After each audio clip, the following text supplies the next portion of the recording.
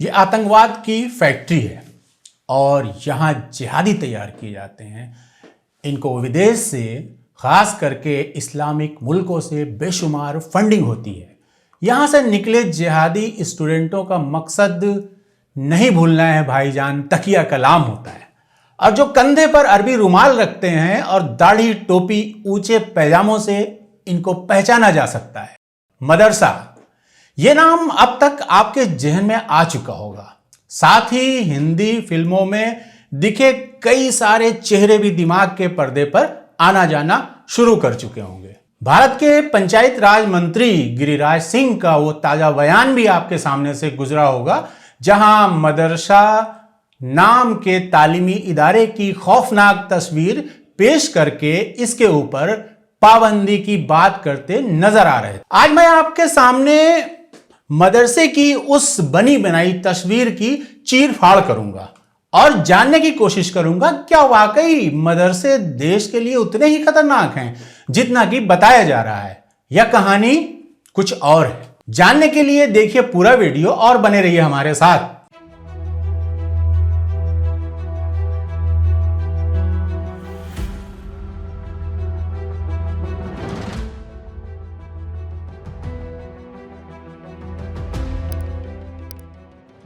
नमस्कार, आदाब। The credible history में आपका स्वागत है। मैं हूं इकबाल।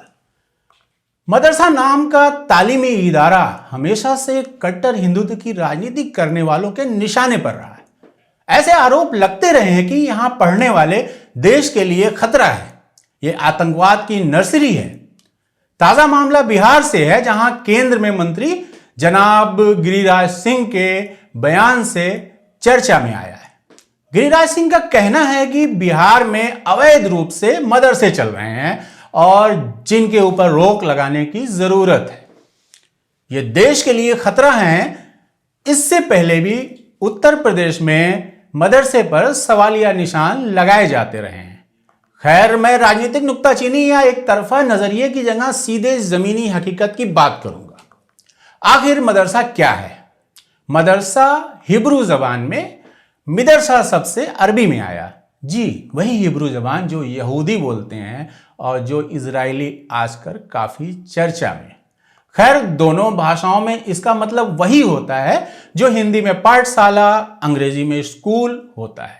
यानी वो जगह जहां इंसान और जानवर में फर्क करने वाली सबसे जरूरी चीज, यानी उर्दू में बोले तो तालीम, हिंदी में शिक्षा और ग्लोबल भाषा अंग्रेजी में कहें तो एजुकेशन दी जाती है, जिसके जरिए इंसान सब बनने के अपने सफर की शुरुआत करता है। अब आप बताइए, स्कूल, विद्या मंदिर या पाठशाला सुनते वक्त आपकी कितनी इंद्रियां खतरे का अलार्म बजाती हैं? लेकिन मदरसा सुनते ही आपका दिमाग सीधे अफगानिस्तान के खंडरों में पहुंच जाता है, जहां स्कूल की यूनिफॉर्म में पीठ पर बस्ता लटकाए कोई बच्चा स्कूल जाता हुआ नहीं, बल्कि AK-56 हाथ में लिए हुए दिखाई देता है। और ये सब कुछ अमेरिका के 9/11 हादसे के बाद पूरी दुनिया में फैलाए गए इस्लामोफोबिया का एक हिस्सा है, जहां हर मुस्लिम पहचान वाला व्यक्ति, उसका पहनावा, शक्ल सूरत और उसके शिक्षण संस्थान को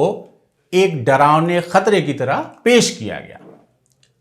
अपने देश की बात करें तो मदरसा या पाठशाला तब से हैं जब से इंसान ने पढ़ना लिखना सीखा। वैदिक कालीन युग की बात करें तो तब गुरुकुल थे। वो आज के बोर्डिंग स्कूल जैसे हुआ करते थे, जहां बच्चे घर से दूर रहकर तालीम लेते थे। और बाद के दौर में हिंदुस्तान के तालीमी इदारे दुनिया भर में मकबूल हुए।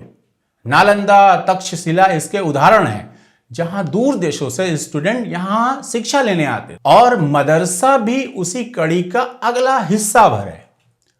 इतिहास के आईने में देखें तो देश का पहला मदरसा 1192 में अजमेर में खुलने की जानकारी मिलती है। तब दिल्ली के तख्त पर मोहम्मद गौरी का शासन था। उसके बाद खिलजी और तुगलक वंश के दौरान भी मदरसे स्थापित होते रहे। खास करके तुगलक वंश की बात करें तो मोहम्मद बिन तुगलक और फिरोज शाह तुगलक ने शिक्षा को खूब बढ़ावा दिया। कहा जाता है कि ये जनता के बीच जाकर शिक्षा का प्रचार प्रसार किया करते थे। उनके काल में लगभग 1,80,000 दासों ने विज्ञान, कला, हस्तकला जैसे विषयों में शिक्षा ग्रहण की। ये नॉर्मल लोगों की बात नहीं हो रही है। वो दास जिनके अपने कोई अधिकार नहीं होते, वो तक इन मदरसों में एजुकेशन लिया करते थे। मोरक्को से आए यात्री इब्न बतूता ने अपने संस्मरण में बताया कि तब लड़कियों के लिए भारत में 13 मदरसे थे। जिस गर्ल एजुकेशन की हम आज बात करते हैं उसकी बात हो रही है। और भारत की राजधानी दिल्ली में बड़ी तादाद में मदरसे मोहम्मद बिन तुगलक के शासनकाल में बनाए गए, जहां शिक्षकों को सरकारी खजाने से तनख्वाह मिला कर। तुगलकों और शर्की बादशाहों की दौर में शिक्षा के कई मरकजों में से एक मरकज मेरा शहर जौनपुर भी था। उसे शिराज हिंद कहा जाता था। ईरान का शहर शिराज उस वक्त तालीम का सबसे बड़ा मरकज था। दूसरे मुगल बादशाह हुमायूं को परास्त करने वाले शेर शाह ने जौनपुर में ही रहकर मदरसे से ही तालीम हासिल की थी। 4 साल के छोटे से शासनकाल में उसने कुछ अभूतपूर्व काम किए जो आज भी याद किए जाते हैं, जैसे जमीन की पैमाइश और राजमार्ग का निर्माण। शेरशाह सूरी रोड, जिसे बाद में ग्रैंड ट्रंक रोड कहा गया, आज भी कोलकाता से अमृतसर तक मौजूद है और जो बंटवारे के पहले तक लाहौर तक जाती। मुगल सम्राट अकबर, जो खुद पढ़ा लिखा नहीं था लेकिन उसे विद्वानों का साथ पसंद था, उसके दरबार में हर विषय के ज्ञानियों का जमावड़ा लगा रहता था। अकबर के शासनकाल में मदरसे ज्ञान हासिल करने के प्रमुख केंद्र थे और ये सिर्फ मजहबी ज्ञान तक सीमित नहीं थे। यहीं विज्ञान, गणित, खगोल, फारसी इत्यादि सभी विषयों के ज्ञान की गंगा बहती थी। अंग्रेजों के शासन काल के दौरान भी मदरसे तालीम हासिल करने के मरकज बने रहे। इनकी तादाद में इजाफा होता रहा। अच्छा, यहां ये समझते चले कि मदरसों में सिर्फ मुसलमान ही शिक्षा ग्रहण करने नहीं आते थे, बल्कि हर धर्म और समुदाय के बच्चे यहां से शिक्षित होकर निकलते थे। कुछ बड़े नामों की बात करें तो समाज सुधारक राजा राम मोहन राय, जिन्हें हम सती प्रथा उन्मूलन में लॉर्ड विलियम बेंटिक के साथ याद करते हैं, की भी शुरुआती शिक्षा मदरसे में ही हुई। इसके अलावा भारत के पहले राष्ट्रपति डॉक्टर राजेंद्र प्रसाद और कथा सम्राट मुंशी प्रेमचंद ने भी इन्हीं मदरसों से अपनी शुरुआती तालीम हासिल की थी। ऐसी हजारों मिसालें आपको अपने मोहल्ले, पड़ोस और खानदान में मिलेगी। बस आपको 2 पीढ़ी पीछे जाना होगा। आपके दादा नाना मदरसे वाले मौलवी साहब को याद करते मिलेंगे। जैसे डॉक्टर राजेंद्र प्रसाद ने अपनी किताब में एक अध्याय अपने मौलवी साहब को समर्पित कर दिया। जब तक अंग्रेजी का सरकारी कामकाज में वर्चस्व नहीं हुआ था, तब तक मदरसों से तालीम हासिल किए युवकों को अच्छी नौकरियां मिल जाती थी और यहां शिक्षा का माध्यम फारसी था, जो कि सरकारी कामकाज की भाषा भी हुआ करती थी। बाद में उर्दू का विस्तार हुआ तो उर्दू भी शामिल हो गई। सरकारी कामकाज फारसी में होता था तो मदरसे रोजगार पैदा करने के बड़े माध्यम थे। लेकिन 1884 में मदरसों का ये वैभव जाता रहा, जब अंग्रेज हुकूमत ने मदरसों से पास युवकों को सरकारी नौकरी देने से मना कर दिया। तब अंग्रेजी जबान जानना जरूरी कर दिया गया और यहीं से मदरसे धीरे धीरे दीनी तालीम के दायरे में बनते गए। लेकिन फिर भी आजादी के बाद तक आमजन के शिक्षा के प्रमुख केंद्र बने रहे। सरकारी स्कूल, कॉलेज की संख्या बहुत कम थी। ऐसे में सीमित संसाधन से चलते मदरसों में बेसिक शिक्षा जारी रही। इसी दौरान 1866 में उत्तर प्रदेश के देवबंद में दारुल उलूम देवबंद की स्थापना की गई और जिसका अंग्रेजी हुकूमत के खिलाफ गौरवशाली इतिहास रहा है। यहीं से एक राजनीतिक संगठन भी उभरा, जमात इस्लामी हिंद, जिसने भारत पाकिस्तान बंटवारे की मुखालफत की। आज जमात इस्लामी का नाम लेते ही दिमाग में एक आतंकवादी संगठन की बात आने लगती है, जबकि वो एक राजनीतिक पार्टी थी, आज भी है छोटे छोटे राज्यों में। आपने रेशमी रुमाल आंदोलन के बारे में नहीं सुना होगा। ये एक आंदोलन था, वैसा ही जैसा नेताजी सुभाष चंद्र बोस ने आज़ाद हिंद फौज बना करके आज़ादी की मुहिम चलाई थी।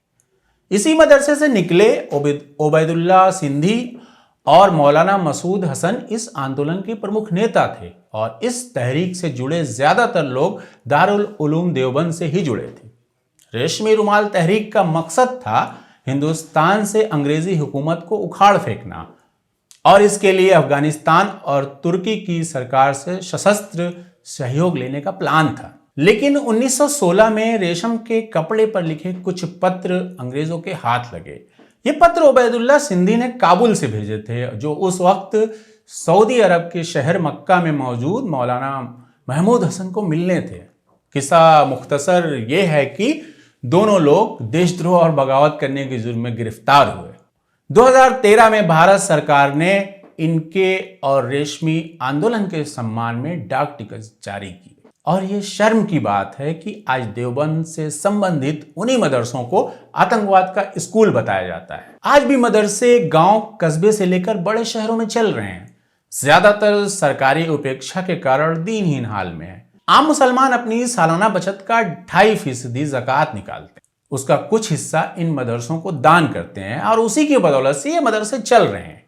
सोचिए, ये तब है जब ज्यादातर मुस्लिम आबादी खुद गरीबी रेखा के नीचे गुजर बसर कर रही है। मुसलमानों का एक छोटा सा तबका है जो इस लायक है कि सारे खर्चे के बाद सालाना बचत कर पाता है और उस बचत का 2.5% दान करने की हैसियत रखता है और उस 2.5% का बहुत छोटा सा हिस्सा इन मदरसों के हिस्से आता है। और हमारी सरकारें हैरत में रहती हैं कि बिना मदद के भी ये स्कूल यानी मदरसे चल कैसे रहे हैं। वो इसके पीछे विदेशी साजिश और फंडिंग ढूंढती। मदरसों के 1000 साल के इतिहास में अब तक अनेकों बार आरोप लगे हैं ये सब, लेकिन कभी साबित नहीं हुए। हाँ, अंग्रेजों की हुकूमत के खिलाफ जरूर हमेशा आजादी का परचम बुलंद करते पाए गए। अंग्रेजों के दौर से शुरू हुई मदरसों की उपेक्षा आज तक जारी है, जिसकी वजह से आधुनिक शिक्षा के संसाधन इनसे दूर होते गए। खासकर 1857 की पहली आजादी की जंग के दौरान मुसलमानों की बड़ी भागीदारी ने अंग्रेज हुक्मरानों की नाराजगी ने सबसे ज्यादा नुकसान पहुंचाया। मदरसा शिक्षित सरकारी नौकरी से बाहर कर दिए गए और उनकी जगह अंग्रेजीदा बाबू नौकरी पाने लगे। ये दौर आज भी जारी है। नई रोशनी से दूरी ने जरूर मदरसों को एक समुदाय की दीनी तालीम तक महदूद कर दिया, फिर भी कुछ चिराग उम्मीद की लौ की तरह टिमटिमाते रहे।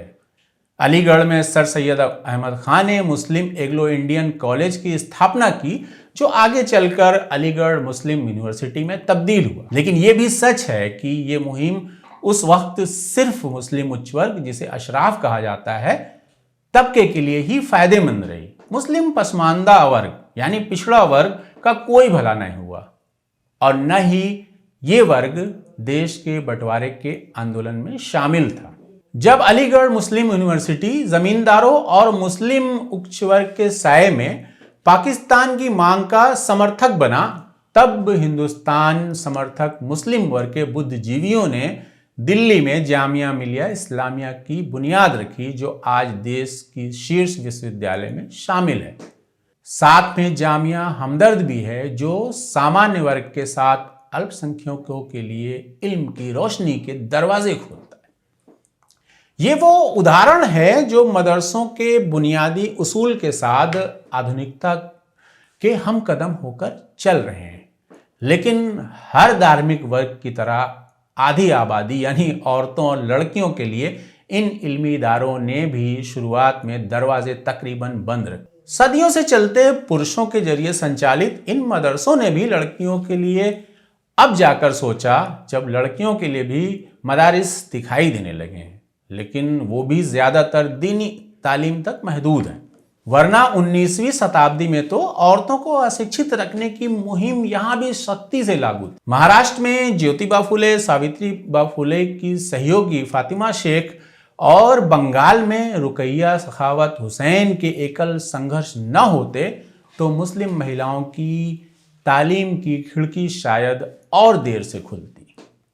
फातिमा शेख को सावित्रीबा फुले न मिली होती और रुकैया बेगम को उनके भाई और पति का साथ न मिला होता तो वो भी बच्चे पैदा करने और चूल्हे चौके में मर खप गई होती। 1880 में जन्मी रुकैया बेगम के पिता ज़हीरुद्दीन अबू अली हैदर साबिर अरबी, फारसी, पश्तो, उर्दू और अंग्रेजी के अच्छे जानकार थे, लेकिन साथ ही एक रूढ़िवादी व्यक्ति भी थे।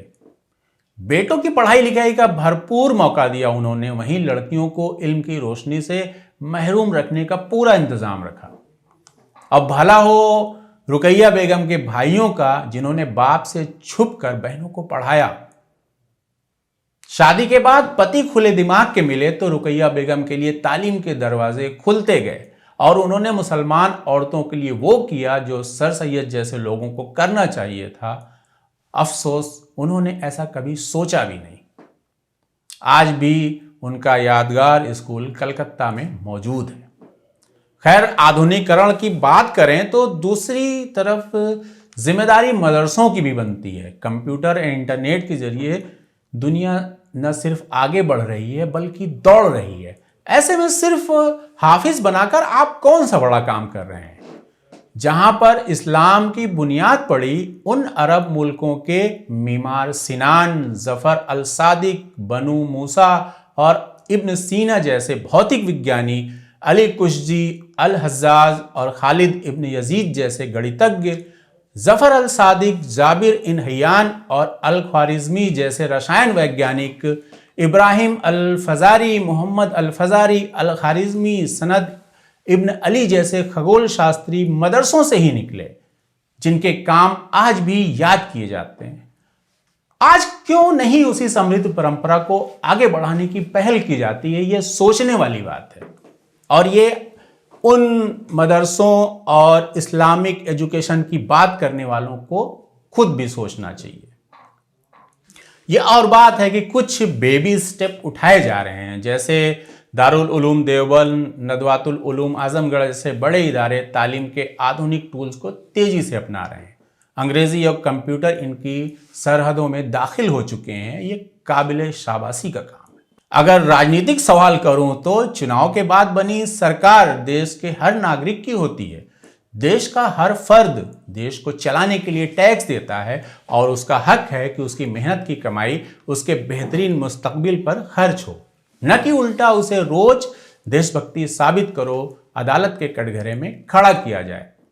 आज के नफरती माहौल में जब मुस्लिम नाम और पहचान के आधार भी संदेह के घेरे में कैद कर दिया जाता है, वैसे में यतीम की हैसियत रखने वाले मदरसों के वजूद पर सवाल खड़ा करना हैरत नहीं पैदा करता। इंसाफ और ईमानदारी की बात करें तो छोटे बड़े मदरसे बने बनाए आधार हैं शिक्षा के। कोई भी सरकार चाहे तो इस बुनियाद पर बड़ी इमारत खड़ा करने में अपना योगदान देकर काया पलट कर सकती है, न कि रोज इल्जाम लगाती तंज भरी उंगली उठाकर एक बड़ी आबादी को मायूसी और गुर्बत के अंधेरे में ढकेला जाए। और भाषाई विरोध की बात करें तो एक तरफ मृत प्राय भाषा संस्कृत को बढ़ावा देने की मुहिम जोरों पर है, जिसको बोलने वाले दो चार आदमी भी नहीं मिलेंगे। वहीं अरबी, फारसी जैसी भाषाओं को पढ़ने पढ़ाने का विरोध धर्म के नाम पर हो रहा है कि ये एक खास धर्म मुसलमानों की भाषा है, जबकि ये आज एक जीवित भाषा है जिसके जरिए पूरी दुनिया में काम हो रहा है और रोजगार पैदा हो रहा है। उर्दू का विरोध करने और उसे मुसलमानों की भाषा बताने वालों पर सिर्फ हंसा और अफसोस जताया जा सकता है, क्योंकि उर्दू तो इसी मिट्टी की पैदाइश है। एक और सवाल जाते जाते मैं आपके ऊपर छोड़ के जाता हूं कि इस्लाम मजहब की सबसे पवित्र किताब, जिसका पहला ही शब्द है इकरा यानी पढ़ो, जो ये इल्म हासिल करने की बात करता है, वहां अगर उसी किताब को आप सिर्फ इबादत की किताब या सम्मान से देखने की किताब बना देंगे तो कभी मुसलमानों का या उसकी यूथ का या उसकी बेटियों का भला नहीं होने वाला।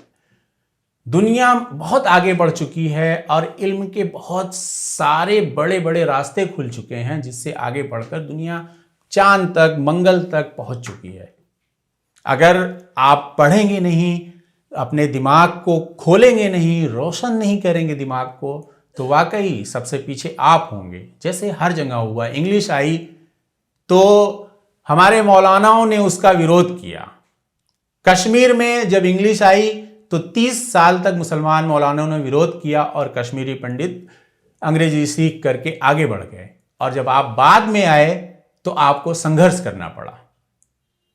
दीनी तालीम हासिल कीजिए, लेकिन दीन को दीन तक रखिए। दुनियावी तालीम हासिल करना हमारा हक है, कोई गुनाह नहीं है। बेटियों के लिए भी तालीम पाना उनका हक है। इस्लाम के आप शुरू से आखिर तक देखेंगे तो ऐसे सैकड़ों उदाहरण मिलेंगे जब लड़कियों ने उच्च तालीम हासिल की और काफ़ी आगे बढ़ी। उन्होंने अपना और अपने घर परिवार और देश और धर्म का नाम रोशन किया। सोचने की ज़रूरत। 8-9 सालों में देश के राजनीतिक हालात के साथ पैदा हुआ एक बड़ा तबका जो नफरतों पे पलता है, सोचता है, बैठता है, उठता है, वो तो है ही, और उसके साथ तमाम तरह की मुश्किलें, दुश्वारियां आएंगी। लेकिन वो कौम हमेशा आगे बढ़ती है जिसने हमेशा इल्म का रास्ता पकड़ के चढ़ा और उन रास्तों पे आगे रहे जो आज की मॉडर्न दुनिया में अपने आप रोज पैदा हो रहे एक नए रास्ते बनाती है। तो मुस्लिम उम्मत या मुस्लिम नौजवानों की बात करेंगे तो उनको पहला हक है कि एजुकेशन लें और पढ़ाई लिखाई करें, दुनिया के हर उस कौम और उस इंसान के साथ चलें जो तरक्की के रास्ते पर चल रहा है। आज के लिए बस इतना ही। तो जाते जाते आपसे हम गुजारिश करेंगे कि आप हमारा हौसला बढ़ाते रहिए, वीडियो को देखिए, लाइक कीजिए, चैनल सब्सक्राइब नहीं किया तो सब्सक्राइब कर लीजिए, और डिस्क्रिप्शन में आपको वो लिंक भी मिल जाएगा। अगर आप हमारी मदद कर सकते हैं, हमें डोनेशन देना चाहते हैं तो वो भी दे सकते हैं। बहुत बहुत शुक्रिया, धन्यवाद।